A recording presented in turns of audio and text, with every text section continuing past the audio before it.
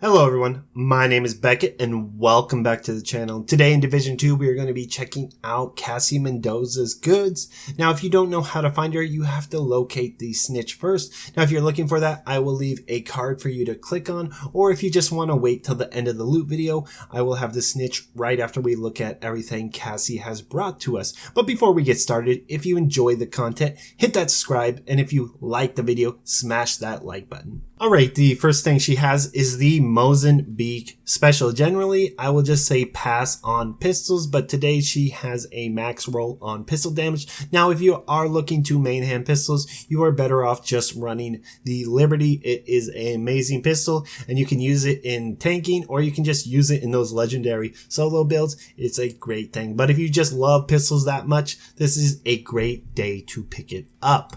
Next, we have the Force Multiplier, probably one of the best skill hybrid backpacks in the game, unless you are using the Memento, and it just depends what kind of build you're running. Sometimes I'll run this, and sometimes I will run the Memento. Now, this is kind of some great rolls, because depending on whatever you want to do, if you want to do a crit hit build for your hybrid build, you could just reroll that skill haste. If you just wanted to do a pure skill damage build, you could just reroll that critical hit all the way and max it out to skill damage. Next, we have the Eclipse Protocol backpack. Now, ideally, you would just want to pick this up, and it is needed for the build. If you are going to run that 4-piece on the Eclipse Protocol, you are going to want this backpack. And now you're just going to want to reroll to status effects, and you are going to be good to go.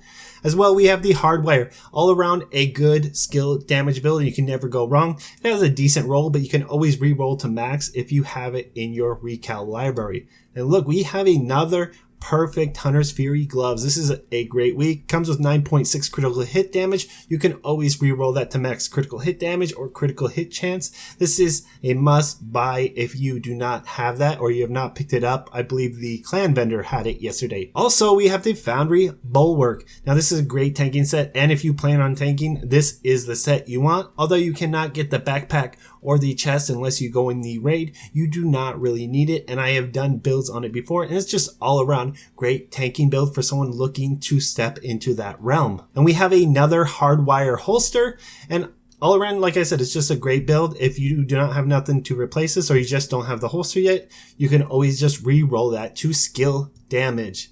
Now finally, we have the ongoing Directive mask.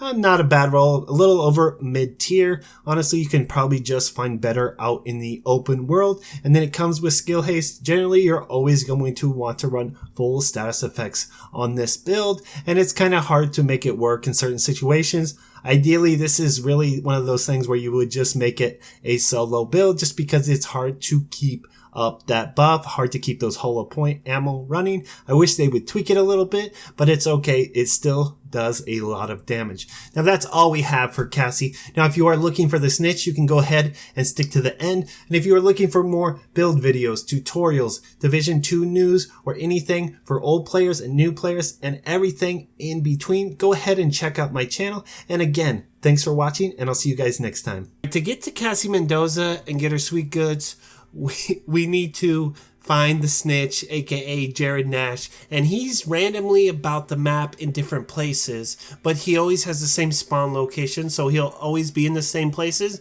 but he's just going to be in different places. There's different maps and stuff you can find throughout the internet and online through Reddit and stuff like that, but they really don't help. There's a few spots where we can always find them, and I'm going to show you how to do that. The best spots where I always find them, I went through about 50, 60 different locations where I've seen online where people, oh, he's always here. No, he's never here. And the map doesn't help. They said that there'll be activities throughout the map and it will disappear when you get close to him. But it's not that easy, because you can only see the question marks above his head when you're like 20, 30 feet away from him. But we're going to find him, and it's not going to be that hard. And the trickiest part is going to be to complete his bounty that he drops. So let's get started and show you where he's at, guys. All right, guys. First place we're going to stop by and try to find the snitch at is at the Truman Safe House. It's in Foggy Bottom, and we're going to be looking for him right next to a little lockbox. directly across the street, directly to the west. You can see right where I marked it. So if you have not unlocked that or have not found it yet in the world, it's not going to show up.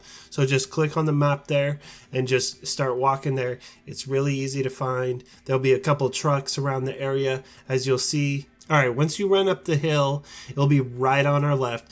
You'll see the lockbox, and you can just usually shoot up the fence. I usually come here first every time because it's new day, refresh, get free loot. Maybe I get something, but usually never get anything else. And Jared Nash, or the snitch, he'll be right behind there, right behind this truck. As you can see, you got to be really close to see him, guys. He won't even pop up unless you're like 20 feet away from him. And there he is. Luckily, we got him right when we headed to the Truman house. And we're going to accept his bounty. Once you complete that bounty, we'll be able to find Cassie. But I'm going to go into more detail in a sec. We're going to go into a couple other locations. Okay, the next location is going to be the Lincoln Memorial. And we're going to just fast travel straight to that spawn point. And as soon as we get there, we're just going to turn around. And we're just going to start running down, heading towards the Washington Monument. Just heading down there. We're going to hug the right side. We're going to see like a little forest, a group of trees, and we're just going to keep running. Usually he's not here, but every once in a while he will be. One thing to note is if he's in combat or there's any like fighting NPCs fighting with each other around the map, we're not going to be able to find him. But today he was here. Usually when there's nobody here, he'll always be here. But if there's just one NPC, just one dude hanging out, he gets skittish and he runs away. I think it's just part of it. If there's any combat, he just won't spawn in. I don't know why it is, but let's move on to the next spot. All right, our third spot is going to be over in DZ East. We're not going to actually go into DZ. We're just going to go to the checkpoint, and the checkpoint is called Charlie Checkpoint. It's the northernmost one up top. You'll be able to find it, and we're just going to leave and head out the door, and we're just going to start heading directly to our right, and you're going to see some ladders up on the side of the building. Yep, right up there, and we're going to climb up. And he's going to be up inside these office buildings.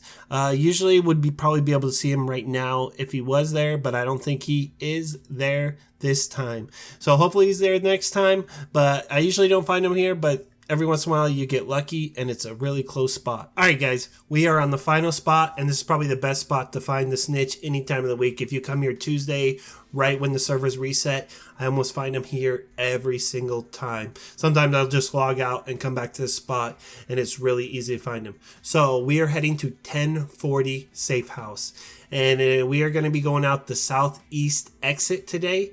And it's really hard to miss. This guy's really easy to find and almost there probably 90% of the time. I'd say 9 out of 10 times I come to look for him, he is here. So I would always check here. I just like to check the Truman house just because, you know, there's always loot. So we're just going to head out of the southeast exit and just run straight ahead, going down this windy little path, and we're going to end up taking our left.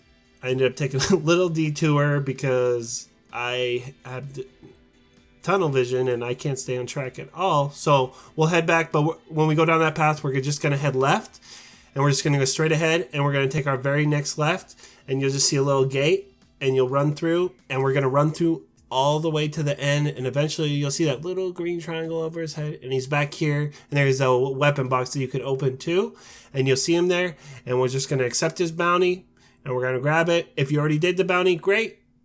And you just got to go and head over to Cassie.